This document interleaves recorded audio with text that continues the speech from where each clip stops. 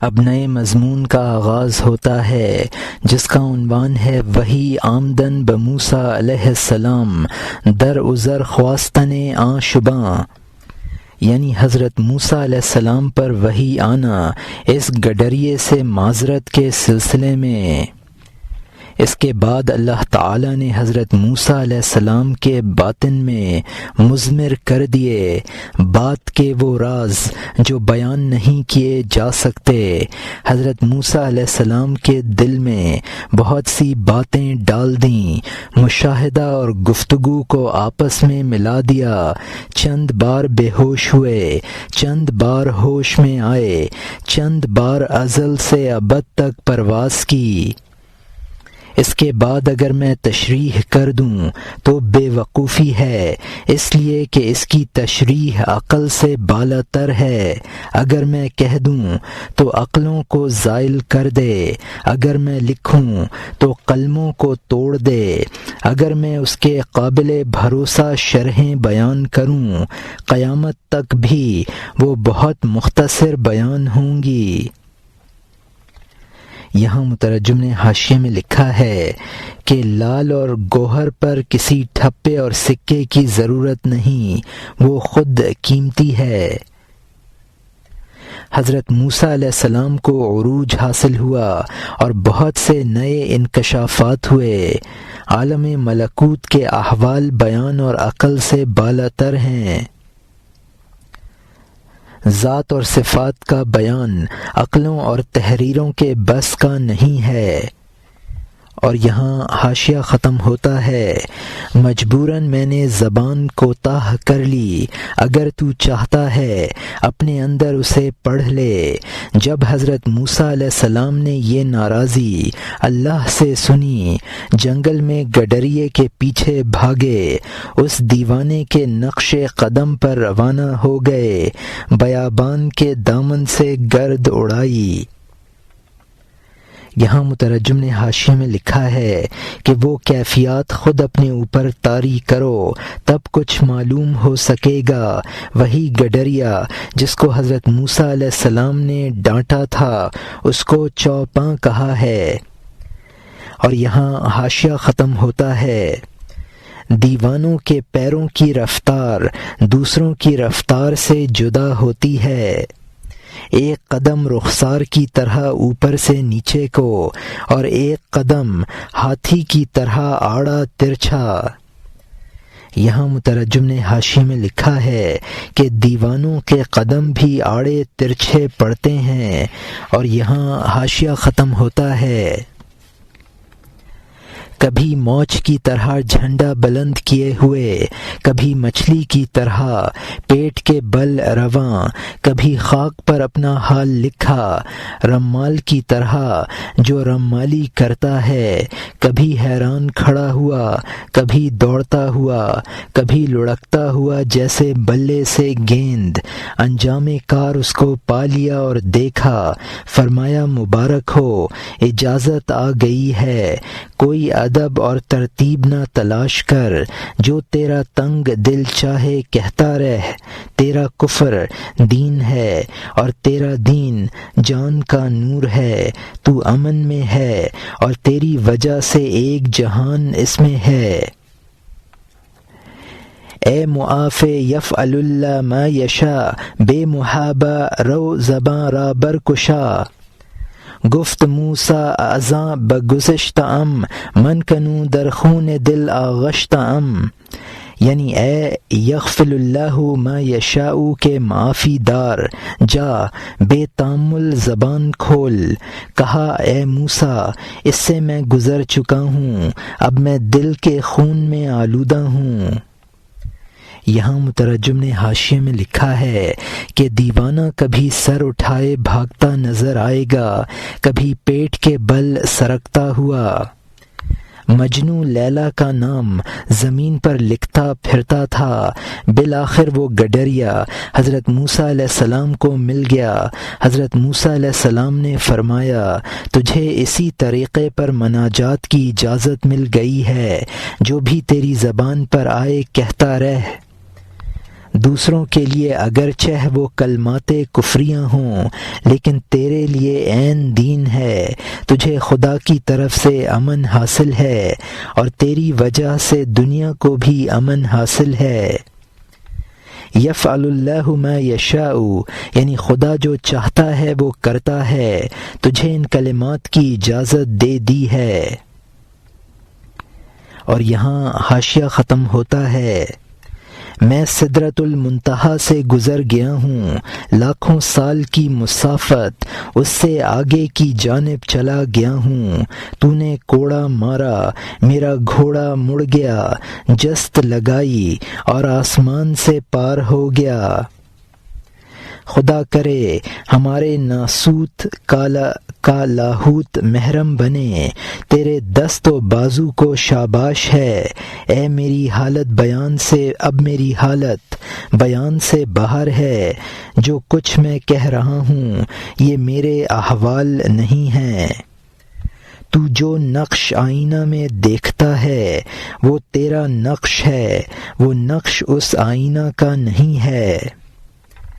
یہاں مترجم نے حاشیے میں لکھا ہے کہ سدرۃ المنتہا کا مطلب ہے کہ 7ویں آسمان پر بیری کے درخت جیسا کوئی درخت ہے جو حضرت جبرائیل علیہ السلام تک کی پرواز کی آخری حد ہے۔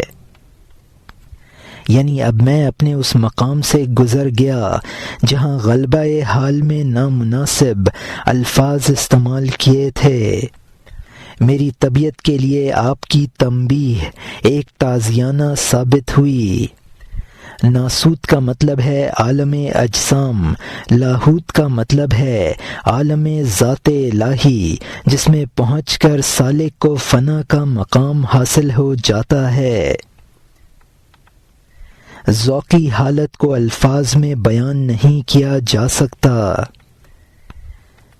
حضرت مولانا اشرف علی تھانوی رحمۃ اللہ علیہ کے نزدیک ان اشعار کا تعلق شاہراہ گوید کے جواب نیز سے ہے، یعنی اللہ کی تعریف ہر شخص اپنی استعداد کے مطابق کرتا ہے، آئینہ میں خود اپنا عکس نظر آتا ہے، جو کچھ نظر آتا ہے وہ آئینہ کے نقش و نگار نہیں ہوتے ہیں۔ اور یہاں مترجم کا حاشیہ ختم ہوتا ہے، نے بجانے والے نے جو پھونک نے میں بھری وہ نے کے مناسب ہے، نہ کہ نے بجانے والے مرد کے مناسب۔ خبردار خبردار، تو جو شکر گزاری اور تعریف کرے اس نالائق گڈریے کی سی سمجھ، تیرا تعریف کرنا تیرے اعتبار سے اگرچہ بہتر ہے لیکن وہ اللہ تعالی کی نسبت سے ناقص ہے۔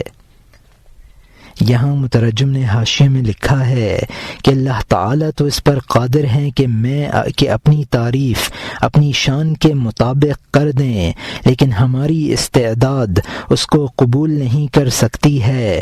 جس طرح نئے بجانے والا اپنی طاقت کے اعتبار سے نئے میں پھونک نہیں بھرتا ہے ورنہ اس کے پردے پھٹ جائیں، نئے کے لحاظ سے پھونکتا ہے۔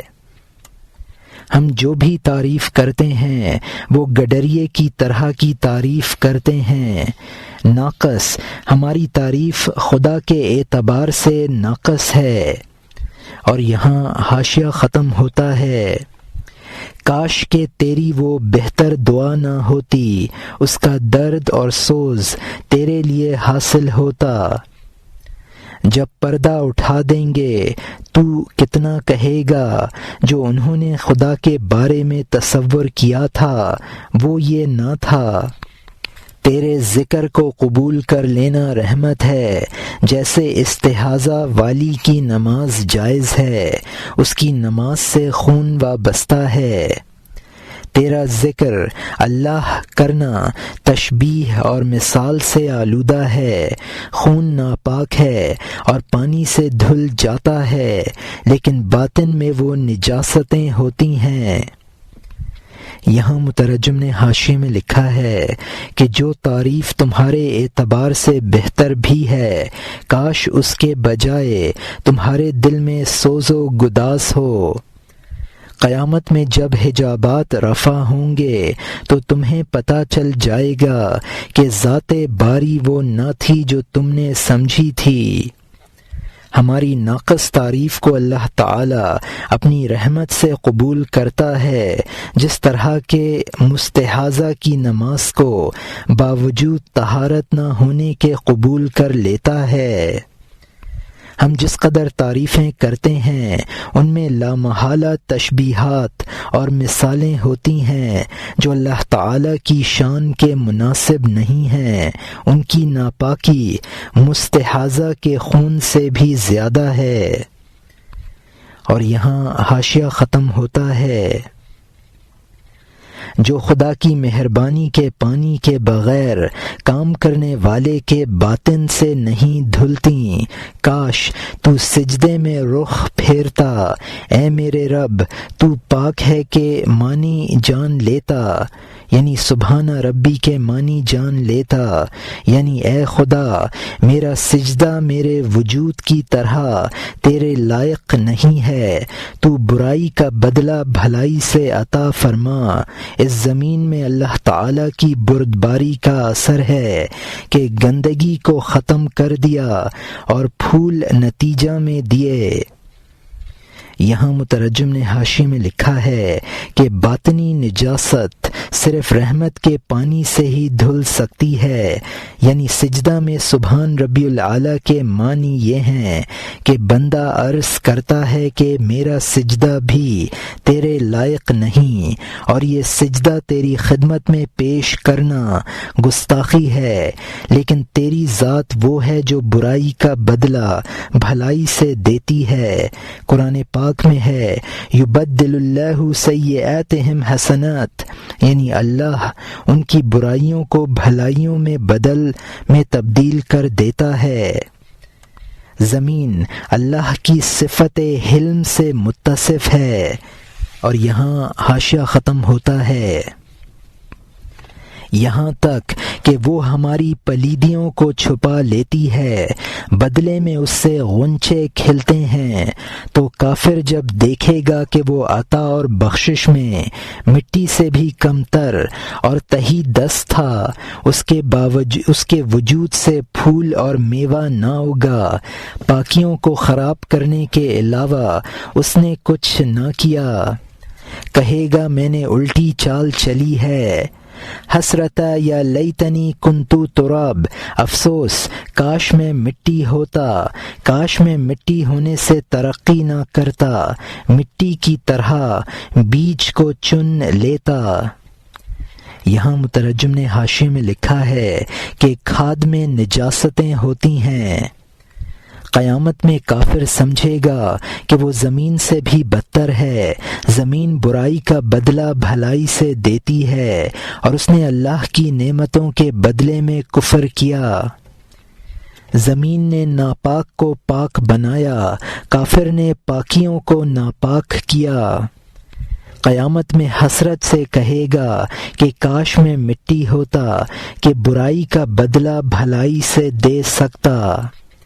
جمادات سے ترقی کر کے نوع حیوانی وجود میں آئی ہے، زمین میں بیج بویا جاتا ہے تو وہ بدلہ میں پھل پھول اگا دیتی ہے۔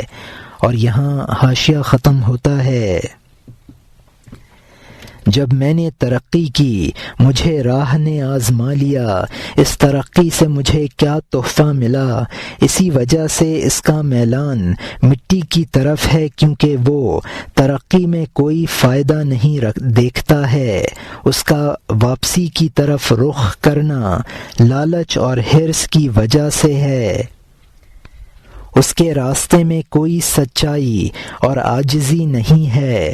جس گھاس کا میلان بلندی کی طرف ہوتا ہے وہ بڑھوتری اور زندگی اور نشو و نما میں ہے، چونکہ اس نے زمین کی طرف رخ کیا وہ گھٹاؤ اور خشکی اور نقصان اور ٹوٹے میں ہے۔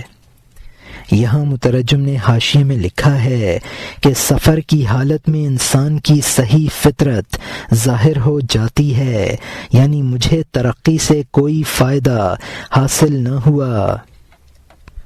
اس کا کہنا یا لیتنی کنت ترابا یعنی کاش میں مٹی ہوتا، مٹی بن جانے کی خواہش عجز اور نیاز سے ہو تو اللہ کو پسند ہے، جیسا کہ بعض بزرگوں سے اس کا اظہار ہوا ہے۔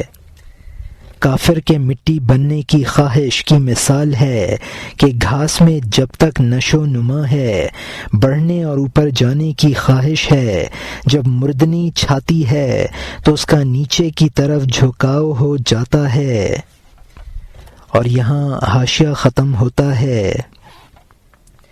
تیری روح کا میلان جب عالم بالا کی طرف ہو، ترقی میں تیرا مرجع وہی ہوگا۔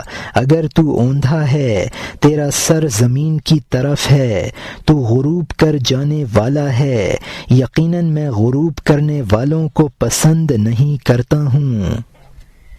یہاں مترجم نے حاشیے میں لکھا ہے کہ روح انسانی کو جب اوپر جانے کی خواہش ہوتی ہے تو اوپر جانے میں اس کو ترقی حاصل ہوتی ہے، جب روح اوندھی ہو جاتی ہے تو زمین پر واپس ہونے کی خواہش کرتی ہے۔ اور یہاں حاشیہ ختم ہوتا ہے۔ اب نئے مضمون کا آغاز ہوتا ہے جس کا عنوان ہے پرسیدن موسیٰ علیہ السلام از سر غلبہ ظالمہ، یعنی حضرت موسیٰ علیہ السلام کا ظالموں کے غلبہ کے راز کا سوال کرنا۔ حضرت موسیٰ علیہ السلام نے عرض کیا، اے کارساز کریم، اے وہ ذات جس کا ایک لمحہ ذکر کرنا عمر دراز ہے، میں نے عالم آب و گل میں بہت سی آڑی ترچھی چیزیں دیکھی ہیں، ملائک کی طرح دل نے اعتراض کیا ہے کہ اس میں کیا مقصد ہے کہ ایک نقش بنانا اور اس میں فساد کا بیج بو دینا، ظلم اور فساد کی آگ بھڑکانا، مسجد اور سجدہ کرنے والوں کو پھونکنا۔ یہاں مترجم نے حاشیے میں لکھا ہے کہ تھوڑا سا وقفہ جس میں ذکر الہی ہو دراز عمر کے قائم مقام ہے۔ آدم علیہ السلام کی تحت تخلیق پر فرشتوں کا سوال و اعتراض معاندانہ نہ تھا بلکہ حکمت سمجھنے کے لیے تھا۔ دنیا کی چیزوں میں بھلائی کے ساتھ برائی کا پہلو بھی ہے۔ کفر کا غلبہ ہوتا ہے تو اس میں فساد، مسجدوں کی ویرانی، سجدہ کرنے والوں کا قتل عام ہوتا ہے۔ اور یہاں حاشیہ ختم ہوتا ہے۔ خون اور پیپ کے ذخیرے کو دل لگی کے لیے جوش دینا، میں بالیقین جانتا ہوں کہ یہ بعینہ حکمت ہے، لیکن میرا مقصد مشاہدہ ہے۔ وہ یقین مجھ سے کہتا ہے چپ رہ، دیکھنے کی حرص مجھ سے کہتی ہے نہیں، سوال میں جوش دکھا۔ تو نے فرشتوں پر اپنا راز ظاہر کر دیا کہ اس طرح کا شہد ڈنک کے لائق ہے۔ تو نے آدم علیہ السلام پر علم کھلم کھلا پیش کر دیا، فرشتوں کے اشکالات حل کر دیے۔ تیرا حشر بتا دے گا کہ موت کا کیا راز ہے، میوے بتاتے ہیں کہ پتوں کے ہونے کا کیا راز ہے، خون اور نطفہ کا راز آدمی کا حسن ہے، ہر بیشی سے پہلے کمی ہوتی ہے۔ یہاں مترجم نے حاشیے میں لکھا ہے کہ یہ یقین ہے کہ اس میں اللہ کی کوئی حکمت ہے۔ فرشتوں کو سمجھا دیا تھا کہ انسان کے متضاد قوا ہی خلافت خداوندی کے اہل اور صفات الہی کا مظہر ہو سکتے ہیں۔ انسان کی فطرت جس میں فتنہ و فساد بھی مضمر ہے، مشکلہ کا مطلب ہے یعنی آدم علیہ السلام کی خلافت پر جو اشکالات تھے۔ حضرت موسیٰ علیہ السلام کے سوال کا جواب ہے کہ ہر چیز کی خوبی اس کے انجام سے ظاہر ہوتی ہے۔ قیامت میں معلوم ہوگا کہ موت جیسی تلخ چیز کے پیدا کرنے میں خدا کی حکمت یہ تھی کہ وہی اخروی نعمتوں کے حصول کا سبب بنے۔ پتے بظاہر بیکار ہیں، لیکن جب وہ پھل کی گرمی اور سردی سے حفاظت کر کے پکاتے ہیں تو ان کی پیدائش کی حکمت معلوم ہوتی ہے۔ انسانی قوام کا حسن جب ظاہر ہوتا ہے، جب اس سے انسان نوجوان اور حسین بن جاتا ہے، ناقص چیز کمال حاصل کرتی ہے۔ اور یہاں حاشیہ ختم ہوتا ہے۔ ناواقف بچہ پہلے تختی دھو دیتا ہے، پھر اس پر حروف لکھتا ہے۔ سالک بے وقت آنسوؤں سے دل کو خون کرتا ہے، پھر اس پر پوشیدہ راز لکھتا ہے۔ دھوتے وقت تختی کو پہچان لینا چاہیے کہ اس کو ایک دفتر بنائیں گے۔ جب کسی گھر کی بنیاد رکھتے ہیں، پہلے نیو کھودتے ہیں، پہلے زمین کی گہرائی سے مٹی کھودتے ہیں تاکہ تو آخر میں پانی کھینچے۔ یہاں مترجم نے حاشیے میں لکھا ہے، یعنی ہر کمی بیشی کا سبب ہے۔ تختی پر سب سے پہلے ہر چیز مٹا دی جاتی ہے، پھر اس پر حسین نقش بنائے جاتے ہیں۔ انسان رو رو کر دل کو خون بنا دیتا ہے، پھر اس پر اسرار نمودار ہوتے ہیں۔ عقل مند انسان کمی میں بیشی کو سمجھ جاتا ہے۔ نیا گھر بناتے ہیں تو پہلے پرانی بنیادوں کو اکھاڑ دیتے ہیں۔ پانی حاصل کرتے ہیں تو پہلے زمین کھودتے ہیں۔ اور یہاں حاشیہ ختم ہوتا ہے۔ پچنوں سے بچے زار زار روتے ہیں کیونکہ وہ کام کے راز سے واقف نہیں ہیں۔ مرد یعنی باپ پچھنے لگانے والے کو روپیہ دیتا ہے، خون چوسنے والے نشتر کو نوازتا ہے، بھاری بوجھ لیے ہوئے کلی دوڑتا ہے، دوسرے کلیوں سے بوجھ چھینتا ہے۔ بوجھ کے لیے کلیوں کی جنگ پر غور کر۔ دیندار کی کوشش اس طرح کی ہے، جب گرانیاں رحمت کی بنیاد ہیں، تلخیاں بھی رحمت کا پیش خیمہ ہیں۔ حفت الجنت بمکروہاتنا حفت النیران من شہواتنا، یعنی جنت ہماری ناپسندیدہ چیزوں سے گھیر دی گئی ہے اور جہنم ہماری مرغوب چیزوں سے گھیر دی گئی ہے۔ یہاں مترجم نے حاشیے میں لکھا ہے کہ تخریب میں تعمیر کا راز مضمر ہے۔ پچھنے لگانے میں تو تکلیف ہوتی ہے، لیکن نتیجہ میں بیماریوں سے شفا حاصل ہوتی ہے۔ بوجھ اٹھا لینے والا تکلیف برداشت کرتا ہے تو مزدوری پاتا ہے۔ دیندار اپنے آپ کو تکالیف میں اسی لیے مبتلا کرتا ہے تاکہ بہترین نتائج حاصل کرے۔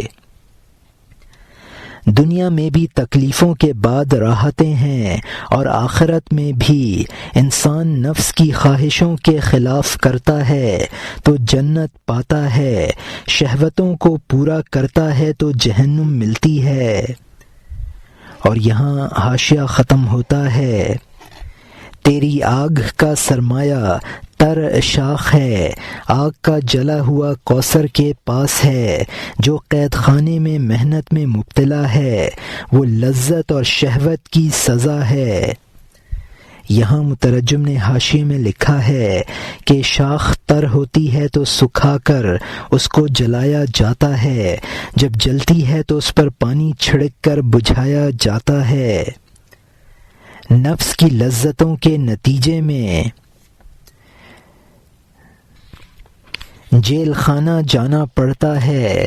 اور یہاں حاشیہ ختم ہوتا ہے۔ جو محل میں صاحب سلطنت ہے، وہ محنت اور جنگ کا بدلہ ہے۔ جس کو تو چاندی اور سونے میں یکتا دیکھے، سمجھ لے اس نے کمائی میں صبر کیا ہے۔ یہاں مترجم نے حاشیے میں لکھا ہے کہ جنگوں کی مشقیں اور محنت برداشت کرنے سے ہی تخت شاہی حاصل ہوتا ہے۔ کمائی کی محنت پر صبر کرنے سے انسان دولت کا مالک بنتا ہے۔ غرض یہ کہ جب محنت اور مشقت کے بعد راحت ہے تو ظالموں کا ظلم چونکہ مظلوموں کی راحت کا سبب بنے گا، تو ظالموں کی پیدائش میں حکمت ہے۔ اور یہاں حاشیہ ختم ہوتا ہے۔ جب آنکھ عالم اسباب سے گزر جانے والی بن جائے تو بغیر سبب کے دیکھتی ہے، تو حس کا پابند ہے، سبب پر توجہ کر۔ جس کی جان انسانی طبائع سے باہر ہے، اسباب کو ترک کر دینے کا مقام اسے حاصل ہے۔ بغیر سبب کے پانی اور گھاس کے بغیر دیکھتا ہے۔ کثرت سے انبیاء کے معجزات جیسے یہاں مترجم نے حاشیے میں لکھا ہے کہ اوپر چونکہ مصائب اور تکالیف کو راحتوں کا سبب بتایا تھا، اب اسباب اختیار کرنے کی بحث شروع کی ہے۔ جب تک انسان حواس کی قید و بند میں ہے، اس کی نظر اسباب پر ہوتی ہے، تو اس کو اسباب اختیار کرنا ضروری ہیں، اور جب حواس سے آزاد ہو جاتا ہے تو ہر چیز کو بغیر اسباب کے قدرت الہی سے سمجھتا ہے، تب اس کے لیے ترک اسباب جائز ہے۔ جب ریاضت کے ذریعے ظاہری حواس سے آزاد ہو جاتا ہے تو ظاہری سبب اس کی نگاہ میں نہیں ہوتا ہے، اب اس کو یہ مقام حاصل ہو جاتا ہے کہ وہ اسباب کو ترک کر سکے۔ جس طرح انبیاء کے معجزات اسباب سے متعلق نہیں ہوتے بلکہ محض اللہ کی قدرت سے ان کا ظہور ہوتا ہے، اسی طرح دیگر اشیاء کو بھی محض اللہ کی قدرت سے سمجھتا ہے، اسباب سے ان کو متعلق نہیں کرتا۔ اور یہاں حاشیہ ختم ہوتا ہے۔ یہ سبب ایسا ہے جیسے طبیب اور بیمار، یہ سبب چراغ اور بتی کی طرح ہے۔ رات کو اپنے چراغ کے لیے نئی بتی بٹ لے، سورج کے چراغ کو ان سے پاک سمجھ، گھر کی چھت کے لیے تو گارا تیار کر لے، آسمان کی چھت کو گارے سے پاک سمجھ۔ واہ واہ، جب ہمارا محبوب غم کو ختم کرنے والا بن گیا، رات کی تنہائی ختم ہوئی اور دن نکل آیا۔ چاند کا جلوہ رات کے سوا نہیں ہوتا۔ درد دل کے بغیر محبوب کی جستجو نہ کر۔ تو نے عیسیٰ علیہ السلام کو چھوڑا ہے، گدھے کی پرورش کی ہے، لا محالہ تو گدھے کی طرح خیمہ کے باہر ہے۔ یہاں مترجم نے حاشیے میں لکھا ہے کہ عام انسانوں کے لیے سبب کا اختیار کرنا ایسا ہی ضروری ہے جیسا کہ مریض کے لیے طبیب یا چراغ کے لیے بتی۔ عام انسانوں کو سبب کا اختیار کرنا ضروری ہے۔ آفتاب کا مطلب ہے جو کاملین ہیں وہ اسباب اختیار کرنے سے پاک ہیں۔ گھر کے لیے کہگل ضروری ہے ورنہ منہدم ہو جائے گا، آسمان اس سے منزہ ہے۔ یہی عوام اور خواص کا اسباب اختیار کرنے میں فرق ہے۔ خواص کو یہ مقام حاصل ہے چونکہ پہلے ہم رذائل سے پر تھے، لہٰذا ہم پر تجلی نہ ہوئی۔ خاص مقام اور تجلی نہ ہونے کی وجہ جسم پروری ہے۔ عیسیٰ کا مطلب یہاں روح اور عقل ہے، اور خر یعنی گدھے کا مطلب جسم اور نفس ہے۔ اور یہاں حاشیہ ختم ہوتا ہے۔ علم و معرفت عیسیٰ کا نصیبہ ہے، اے کہ تو گدھے جیسا ہے، گدھے کا نصیبہ نہیں ہے۔ تو گدھے کا نالہ سنتا ہے، تجھے رحم آ جاتا ہے، تو نہیں جانتا ہے کہ گدھا تجھ سے گدھے پن کی فرمائش کرے گا۔ عیسیٰ پر رحم کر اور گدھے پر نہ کر، نفس کو اپنی عقل کا سردار نہ بنا۔ نفس کو چھوڑ تاکہ وہ زار زار روئے، تو اس سے وصولی کر اور جان کا قرض ادا کر دے۔ تو سالوں گدھے کا غلام رہا ہے، کافی ہے، کیونکہ گدھے کا نوکر گدھے کے پیچھے رہتا ہے۔ یہاں مترجم نے حاشیے میں لکھا ہے کہ علم و معرفت روح کا حصہ ہے، نفس اس سے بے بہرا ہے۔ نفس اپنی خواہشات کے لیے وادیلہ کرتا ہے تو ان کو پورا کر دیتا ہے۔ روح کی پرورش کر، نفس کو روح پر غالب نہ بنا۔ گدھے والا جو گدھے سے بھی پیچھے ہے، منزل پر گدھے کے بعد پہنچے گا۔ اور یہاں حاشیہ ختم ہوتا ہے، ان کو پیچھے رکھو، یعنی اخروہن سے تیرا نفس مراد ہے، کیونکہ وہ پیچھے ہونا چاہیے اور عقل پہلے۔ یہ پست عقل گدھے کی مزاج کی ہو گئی ہے، اس کو یہی فکر ہے کہ چارہ کیوں کر ہاتھ آئے۔ حضرت عیسیٰ علیہ السلام کے گدھے نے دل کا مزاج حاصل کیا، عقل مندوں کے مقام میں جگہ پائی، کیونکہ عقل غالب تھی اور گدھا کمزور تھا۔ بھاری سوار سے گدھا کمزور ہو جاتا ہے۔ یہاں مترجم نے حاشیے میں لکھا ہے کہ اخروہن کا مطلب ہے کہ حدیث شریف میں عورتوں کے بارے میں آیا ہے کہ اخروہن حیث اخر من اللہ، یعنی مؤخر کرو ان کو جبکہ مؤخر کیا ہے ان کو اللہ نے۔ مولانا فرماتے ہیں اس حدیث میں جس طرح عورتوں کو مردوں سے مؤخر رکھنے کا حکم ہے، اسی طرح اس میں نفس کو عقل سے مؤخر رکھنے کا حکم ہے۔ وہ عقل جو نفس سے مغلوب ہو گئی ہے اس کو عقل پست کہا ہے۔ عقل سے نفس کو مغلوب بنا دے گا تو نفس میں بھی عقل کے خواص پیدا ہو جائیں گے، جیسا کہ حضرت عیسیٰ علیہ السلام کے گدھے میں ہوا۔ اور یہاں حاشیہ ختم ہوتا ہے، اے گدھے، برابر تیری عقل کی کمزوری کی وجہ سے یہ ادھموا گدھا ازدہا ہو گیا ہے۔ اگر تو عیسیٰ کی وجہ سے رنجیدہ دل ہو گیا ہے، اسی سے صحت حاصل ہوگی، اس کو نہ چھوڑ۔ اے پاک دم مسیحا، تکلیف سے آپ کا کیا حال ہے؟ دنیا میں کوئی خزانہ سانپ کے بغیر نہیں ہوتا ہے۔ یہاں مترجم نے حاشیے میں لکھا ہے کہ جب انسان کی روح کمزور ہو تو نفس کو بہت زیادہ غلبہ حاصل ہو جاتا ہے۔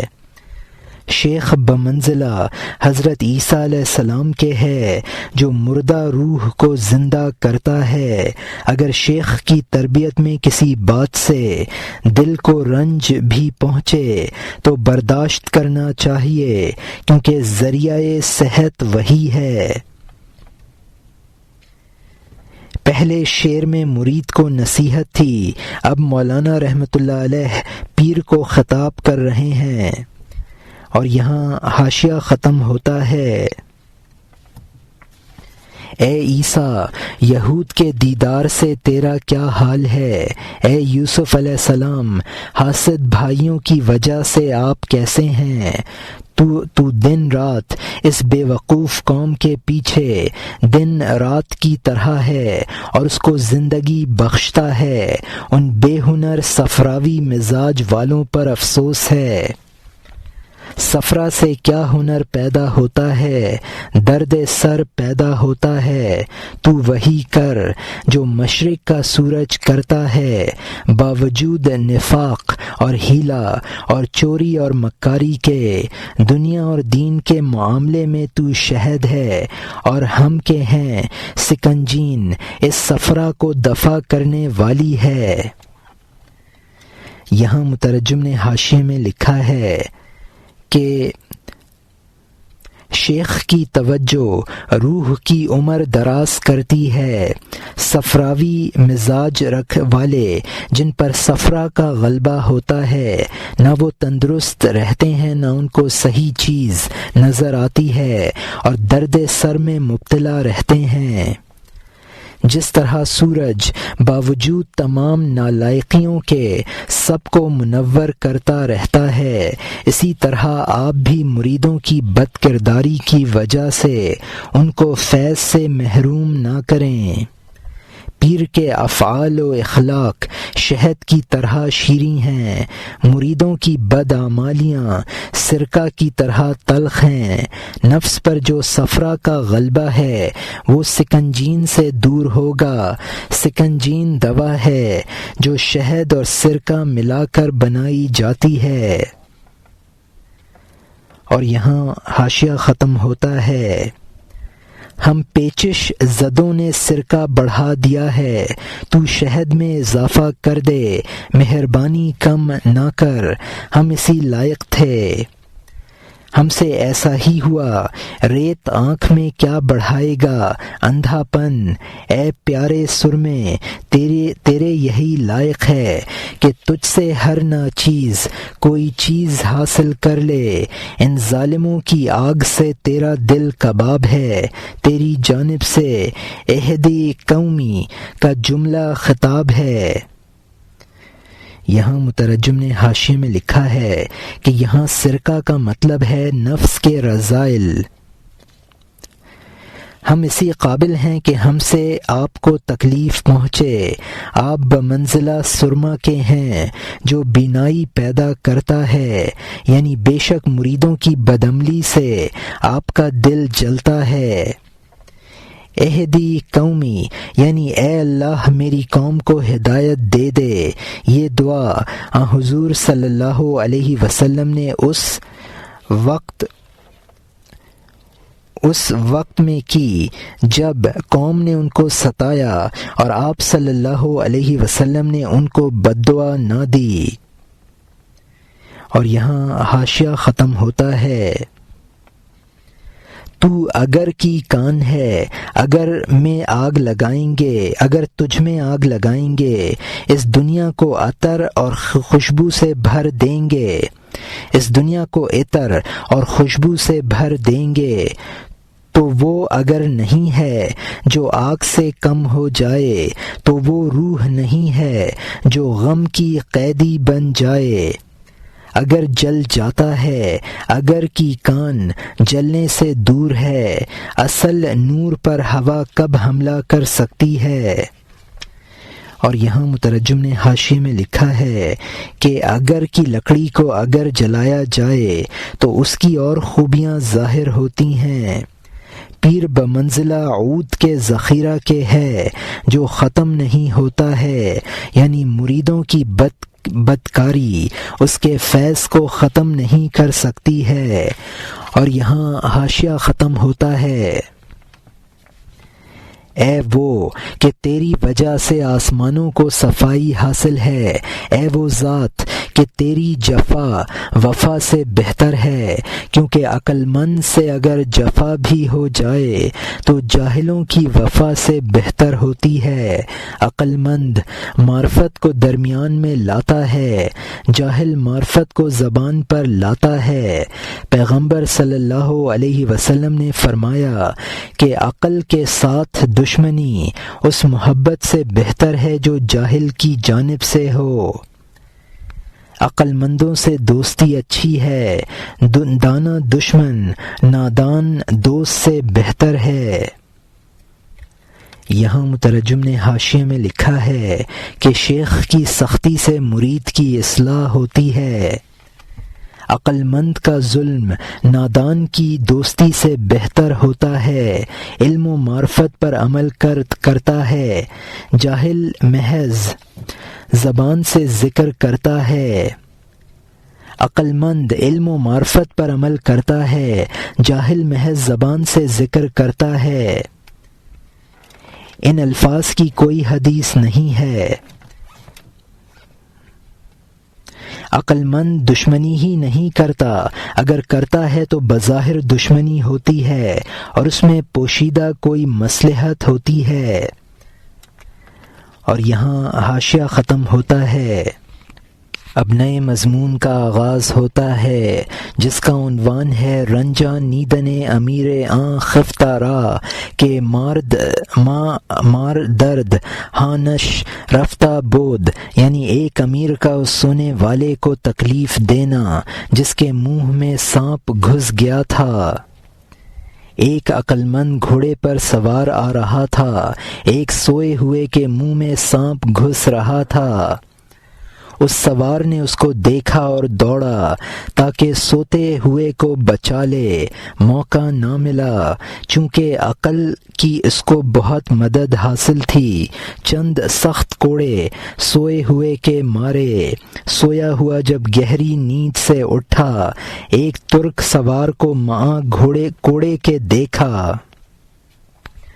ترک نے بے جھجک سخت کوڑے چونکہ اس کو بہت مارے، وہ بھاگا۔ سویا ہوا اس سخت چوٹ سے بہت جلد اٹھا، حیران ہو گیا، بولا یہ کیا تھا؟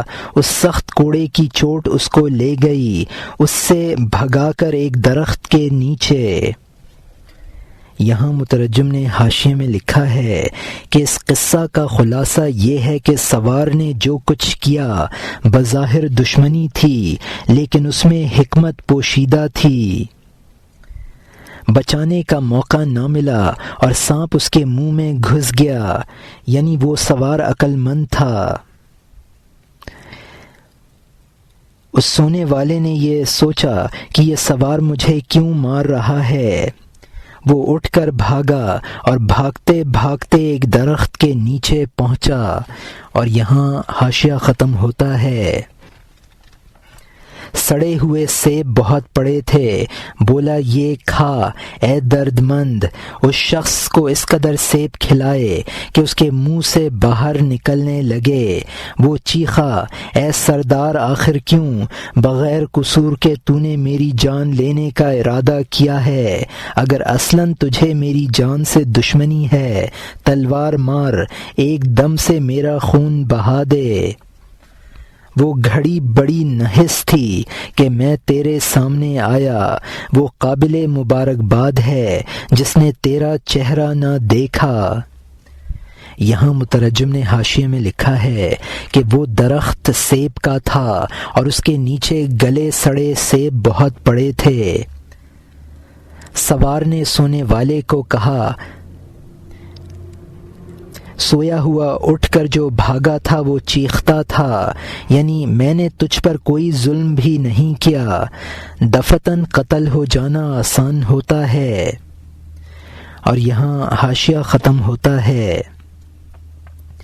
وہ گھڑی بڑی نحس تھی کہ میں تیرے سامنے آیا، وہ قابل مبارکباد ہے جس نے تیرا چہرہ نہ دیکھا، بلا زیادتی، بلا خطا، بلا کمی اور بیشی کے۔ کافر بھی یہ ظلم جائز نہیں سمجھتے ہیں۔ بات کے ساتھ میرے منہ سے خون ٹپکتا ہے، اے خدا تو اس کا بدلہ لے۔ وہ ہر لمحہ ایک نئی ملامت کر رہا تھا اور وہ اس کو مارتا تھا کہ اس بیاباں میں دوڑ، کوڑے کی چوٹ اور ہوا کی طرح کا سوار۔ وہ دوڑتا تھا اور پھر منہ کے بل گرتا تھا۔ وہ شکم پر اور نیند میں اور سست تھا، اس کے سر اور پیر پر ہزاروں زخم ہو گئے۔ رات تک کھینچا تانی ہوتی رہی، یہاں تک کہ اس کو صفرا کی قے ہونے لگی۔ اس سے اچھا برا کھایا ہوا نکل پڑا، اس کھائے ہوئے کے ساتھ سانپ بھی اس سے نکلا۔ جب اس نے اپنے پیٹ میں سے سانپ نکلتا دیکھا، اس بھلے انسان کے سامنے اس نے سجدہ کیا۔ یہاں مترجم نے حاشیے میں لکھا ہے کہ کھینچنا اور کھولنا یعنی پکڑ دھکڑ کو کشید و کشاد کہا ہے۔ صفرا کا مطلب ہے کہ بدن کے 4 خلطوں میں سے ایک خلط ہے۔ قے میں سانپ بھی پیٹ میں سے نکلا اور سجدہ آورت کا مطلب ہے کہ تعظیم کے لیے اس کے سامنے سرنگوں ہو گیا۔ اور یہاں حاشیہ ختم ہوتا ہے۔ اس کالے بھدے موٹے سانپ کا ڈر جب اسے نظر آیا، وہ تکلیفیں اس سے جاتی رہیں۔ بولا تو رحمت کا فرشتہ ہے یا میرا آقا اور مربی ہے؟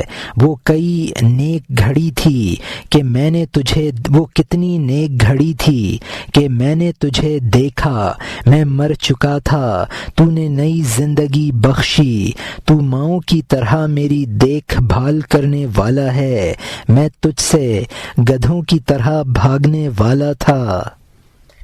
گدھا مالک سے گدھے پن سے بھاگتا ہے، اس کا مالک نیک بختی کی وجہ سے اس کے درپے ہے۔ وہ اس کو نفع نقصان کے لیے نہیں ڈھونڈتا ہے، لیکن اس وجہ سے کہ اس کو بھیڑیا یا درندہ نہ پھاڑ ڈالے۔ یہاں مترجم نے حاشیے میں لکھا ہے کہ گدھے کے بھاگنے میں گدھے ہی کی ہلاکت ہے، اگر مالک نہ پکڑے گا تو گدھے کو بھیڑیا یا کوئی درندہ پھاڑ کھائے گا۔ اور یہاں حاشیہ ختم ہوتا ہے۔ مبارک ہے وہ جو تیرا چہرہ دیکھے یا اچانک تیرے کوچے میں پہنچ جائے، اے وہ کہ پاک جان تیری ثنا خواں ہے، میں نے تجھے کس قدر بیہودہ باتیں کہیں اور بکواس کی، اے آقا اور شہنشاہ اور سردار، میں نے نہیں کہا، میری نادانی نے کہا، اس پر داروگیر نہ کر۔ اگر میں اس حال کا تھوڑا سا حصہ بھی جان لیتا تو بیہودہ بکواس نہ کرتا، اے اچھے انسان تیری میں بہت تعریفیں کرتا، اگر تو واقعہ کا تھوڑا اشارہ بھی کر دیتا، لیکن تو چپ رہ کر پریشان کرتا تھا، خاموشی سے میرے سر کو کچل رہا تھا۔ میرا سر دیوانہ ہو گیا، عقل سر میں سے بھاگ گئی، خصوصاً یہ سر جس میں مغز بہت کم ہے۔ یہاں مترجم نے حاشیے میں لکھا ہے کہ چونکہ تو اس کی دیکھ بھال کرے گا، نیک لوگ بھی تیری تعریفیں کرتے ہیں، جس کا ذکر پہلے اشعار میں آیا ہے۔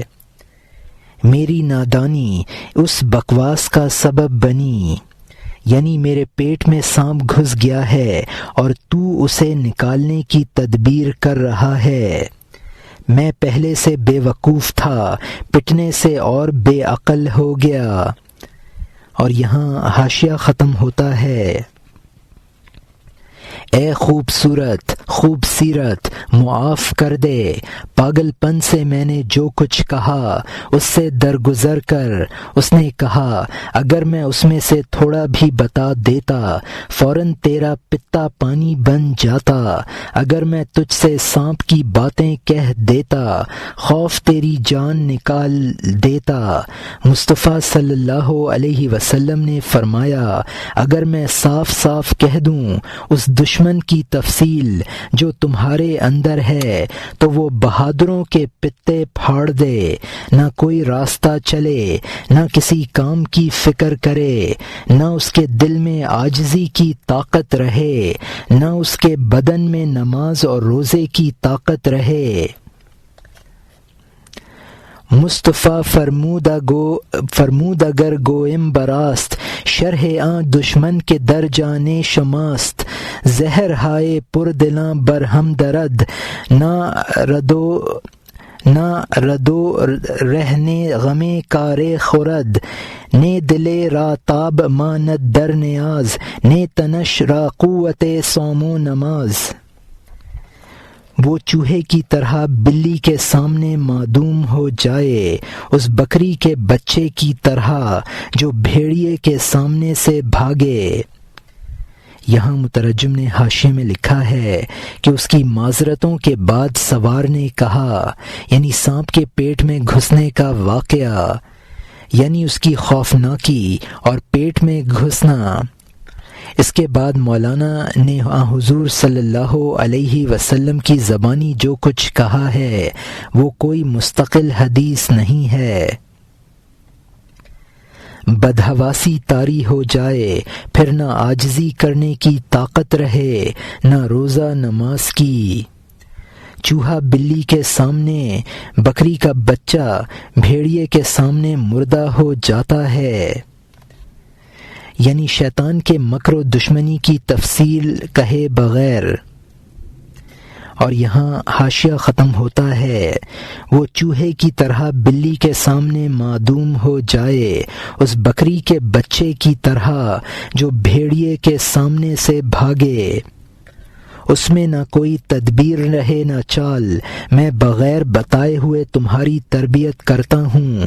ابو ربابی رحمۃ اللہ علیہ کی طرح میں خاموش رہتا ہوں، ہاتھ سے حضرت داؤد علیہ السلام کی طرح لوہے کا کام کرتا ہوں تاکہ ناممکن میرے ہاتھ سے موجود ہو جائے، پر نچے ہوئے پرندے کے پر لگ جائیں۔ یہاں مترجم نے حاشیے میں لکھا ہے کہ ابو بکر ربابی رحمۃ اللہ علیہ ایک مشہور بزرگ گزرے ہیں جو چند سال بالکل خاموش رہے۔ یہ باتیں مولانا رحمۃ اللہ علیہ نے اپنی طرف سے کہی ہیں، ورنہ یہ بزرگ تو آن حضور صلی اللہ علیہ وسلم کے بہت بعد کے ہیں۔ اور یہاں حاشیہ ختم ہوتا ہے، چوں ید اللہ فوق ایدیہم بود، دست مارا دست خود فرمود احد، جب کہ اللہ کا ہاتھ ان کے ہاتھوں پر ہوا تو اللہ تعالی نے میرے ہاتھ کو اپنا ہاتھ فرمایا، تو یقیناً میرا دراز ہاتھ ساتویں آسمان سے آگے بڑھ گیا۔ یہاں مترجم نے حاشیے میں لکھا ہے کہ ید اللہ کا مطلب ہے کہ جب حدیبیہ کے موقع پر آن حضور صلی اللہ علیہ وسلم نے اپنا ہاتھ صحابہ کے ہاتھ پر رکھ کر بیعت لی تھی تو اس پر یہ آیت نازل ہوئی، ید اللہ فوق ایدیہم، یعنی ان کے ہاتھوں پر اللہ کا ہاتھ ہے۔ یعنی اس آیت میں اللہ نے آن حضور صلی اللہ علیہ وسلم کے ہاتھ کو اپنا ہاتھ قرار دیا۔ اور یہاں حاشیہ ختم ہوتا ہے، میرے ہاتھ نے آسمان پر ہنر دکھایا، اے قاری انشق القمر پڑھ، یہ صفت بھی عقلوں کی کمزوری کی وجہ سے بیان کی ہے۔ کم عقلوں کے سامنے قدرت کی تشریح کب مناسب ہے؟ تو خود جان لے گا جب نیند سے سر اٹھائے گا۔ بات ختم ہوئی اور اللہ بہتر جانتا ہے۔ انشق القمر کا مطلب ہے، یہاں مترجم نے حاشیے میں لکھا ہے کہ انشق القمر کا مطلب ہے کہ چاند پھٹ گیا۔ شق القمر کا معجزہ آن حضور صلی اللہ علیہ وسلم کی انگلی کے اشارے سے ظاہر ہوا تھا، یعنی آن حضور صلی اللہ علیہ وسلم کے ہاتھ کو اللہ کا ہاتھ کہنا۔ قیامت کے راز قیامت میں کھلیں گے۔ اور یہاں حاشیہ ختم ہوتا ہے، اگر میں یہ قصہ تجھ سے کہہ دیتا اسی وقت تیری روح تجھ سے جدا ہو جاتی، نہ تجھ میں کھانے کی طاقت رہتی، نہ قے کرنے کی راہ اور پرواہ رہتی۔ میں بری باتیں سنتا رہا اور کام چلاتا رہا، آہستگی سے ربی یسر پڑھتا رہا۔ سبب بتانا میری عادت نہیں ہے، تجھے چھوڑ دینے پر میں قادر نہ تھا۔ اندرونی تکلیف کی وجہ سے میں ہر وقت کہتا تھا، اے اللہ میری قوم کو ہدایت دے، بے شک وہ جانتے نہیں ہیں۔ ہر زماں می گفتم از درد دروں، اہدی قومی انہم لا یعلمون۔ یہاں مترجم نے حاشیے میں لکھا ہے، یہاں تک مولانا رحمۃ اللہ علیہ نے حدیث کے حوالے سے بیان کیا، اب اصل قصہ کی طرف رجوع کر کے سوار کی بابت نقل کرتے ہیں۔ ربی یسر کا مطلب ہے کہ خدا مشکل آسان کر دے۔ اہدی قومی انہم لا یعلمون، میری قوم کو ہدایت کر دے، وہ جانتے نہیں ہیں۔ یہ حضور صلی اللہ علیہ وسلم نے اس وقت دعا کی تھی جب طائف میں آپ کو دشمنوں نے ستایا تھا۔ اور یہاں حاشیہ ختم ہوتا ہے۔ وہ تکلیف سے نجات پانے والا سجدے کرتا تھا کہ اے سعادت مند، اے میرے اقبال کے خزانے، تو خدا سے اچھے بدلے پائے گا۔ اس کمزور میں تیرا شکریہ ادا کرنے کی طاقت نہیں ہے، اللہ تیرا شکریہ ادا کرے اے پیشوا۔ میں وہ ہونٹ اور وہ جبڑا اور وہ سامان نہیں رکھتا ہوں۔ عقل مندوں کی دشمنی اسی طرح کی ہوتی ہے، ان کا زہر جان کی خوشی ہوتی ہے۔ بے وقوفوں کی دوستی رنج اور گمراہی ہے۔ مثال کے لیے یہ قصہ سن لے۔ یہاں مترجم نے حاشیے میں لکھا ہے کہ جب وہ سوار کی مہربانیوں کو سمجھ گیا تو تعظیم کے لیے سرنگوں ہو گیا اور یہ کہتا تھا، یعنی میرا منہ تیری تعریف کے قابل نہیں ہے۔ مولانا نے اس قصہ میں یہ سمجھایا ہے کہ عقل مند کی دشمنی نادان کی دوستی سے بہتر ہے۔ اب مولانا بے وقوف کی دوستی کے ابتر ہونے پر قصہ سناتے ہیں۔ اور یہاں حاشیہ ختم ہوتا ہے۔ اب نئے مضمون کا آغاز ہوتا ہے جس کا عنوان ہے اعتماد کردن شخص بر تملق و وفائے خرس، یعنی ایک شخص کا ریچھ کی چاپلوسی اور وفاداری پر بھروسہ کرنا۔ اور یہاں مترجم نے حاشیے میں لکھا ہے کہ تملق کا مطلب ہے چاپلوسی اور خرس کا مطلب ہے ریچھ۔ اور یہاں مترجم کا حاشیہ ختم ہوتا ہے۔ ایک اژدہا ایک ریچھ کو کھینچ رہا تھا، ایک بہادر گیا اور اس کی مدد کی۔ بہادر لوگ دنیا میں مدد ہیں اس وقت جب مظلوموں کی فریاد آئے۔ مظلوموں کی فریاد جس جگہ سے سنتے ہیں اس جانب اللہ کی رحمت کی طرح دوڑ جاتے ہیں۔ وہ دنیا کے شگافوں کے ستون ہیں، وہ پوشیدہ مرضوں کے طبیب ہیں، خالص محبت اور انصاف اور رحمت ہیں، اللہ تعالی کی طرح بلا غرض اور بے رشوت ہیں۔ یہ مدد تو کیوں کرتا ہے فوراً وہ کہے گا، اس کے غم اور بے چارگی کی وجہ سے۔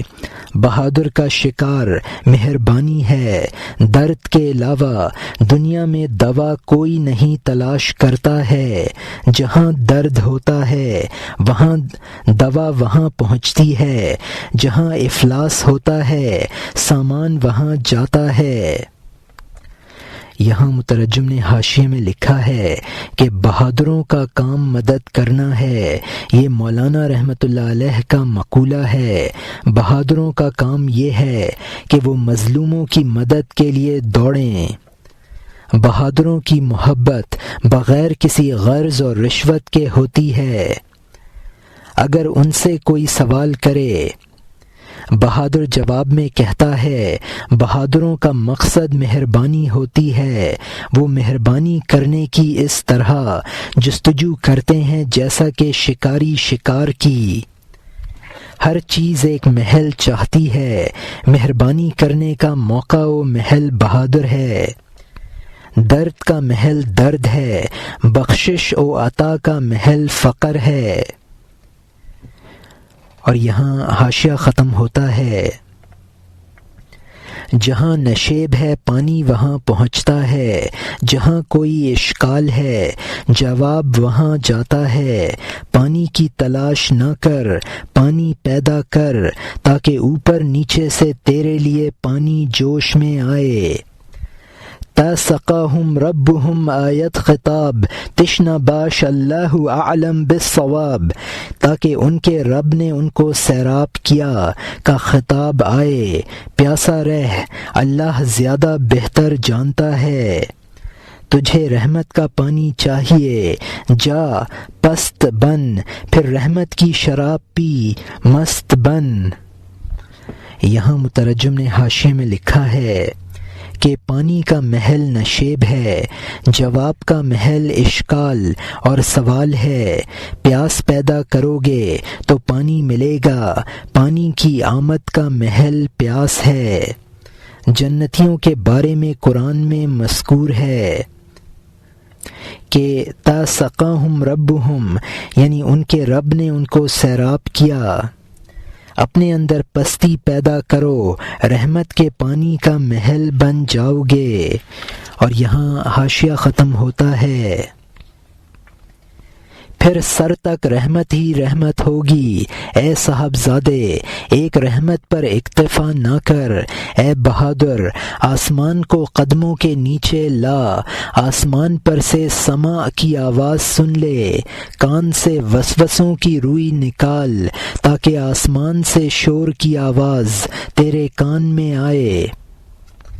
یہاں مترجم نے حاشیے میں لکھا ہے کہ کسی ایک مقام پر نہ رکو، فضل بے پایاں کے طالب رہو، اس قدر مجاہدے کرو کہ آسمان قدم بوسی کرنے لگے، پھر اسرار حق سن سکو گے۔ شیطانی اثر کا ازالہ کر کے اسرار حق سن سکو گے۔ چشم بصیرت کو وسواس کے پردال سے صاف کر لو، وسواس کے پڑوال سے صاف کر لو تاکہ اسرار غیب دیکھ سکو۔ حواس باطنہ کو نفسانی خواہش سے صاف کر لو، تب عالم غیب کی لذتوں سے مستفید ہوگے۔ صفرا کا مطلب ہے صفراوی بخار میں میٹھی چیز کڑوی لگتی ہے۔ انین کا مطلب ہے نامرد، یعنی اعلیٰ صلاحیتیں پیدا کرو تاکہ تم مظہر کمالات بن سکو۔ اور یہاں مترجم کا حاشیہ ختم ہوتا ہے، عیب کے پڑوال سے دونوں آنکھوں کو صاف کر لے تاکہ تو غیب کے سردستان اور باغ دیکھے۔ سر اور ناک سے زکام رفع کر تاکہ ناک میں خدائی خوشبو آئے۔ صفراوی بخار کا کوئی اثر نہ چھوڑ تاکہ تو عالم آخرت سے شکر کا مزہ چکھے۔ مردمی کا علاج کر اور عنین بنا ہوا نہ بھاگا پھر تاکہ 100 قسم کے خوبصورت بچے پیدا ہوں۔ یہاں مترجم نے حاشیے میں لکھا ہے کہ چشم بصیرت کو وسواس کے پڑوال سے صاف کر لو تاکہ اسرار غیب دیکھ سکو۔ حواس باطنہ کو نفسانی خواہش سے صاف کر لو، تب عالم غیب کی لذتوں سے مستفید ہوگے۔ صفراوی بخار میں میٹھی چیز کڑوی لگتی ہے۔ انین کا مطلب ہے نامرد، یعنی اعلیٰ صلاحیتیں پیدا کرو تاکہ تم مظہر کمالات بن سکو۔ خوبرو کا مطلب ہے یعنی خوبصورت بچے۔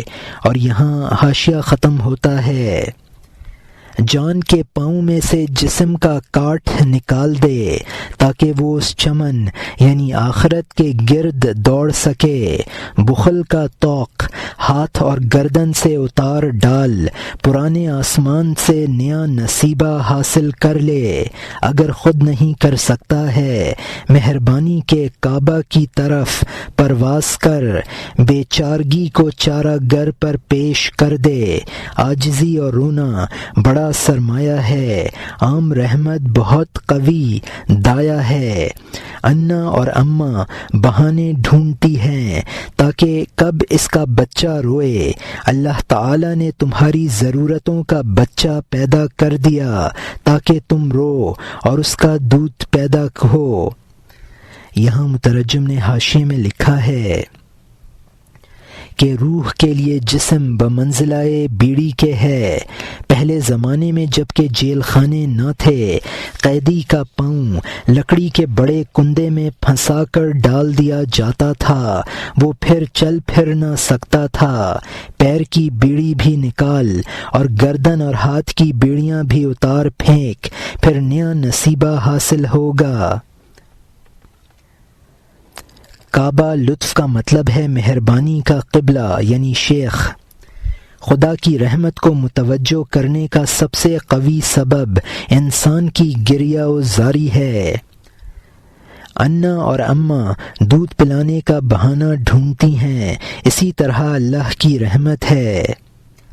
اللہ نے انسان کے پیچھے ضرورتیں لگا دی ہیں جن کی بدولت انسان گریہ و زاری کرتا ہے، تو گویا وہ ضرورتیں بمنزلہ بچہ کے ہیں۔ اور یہاں مترجم کا حاشیہ ختم ہوتا ہے۔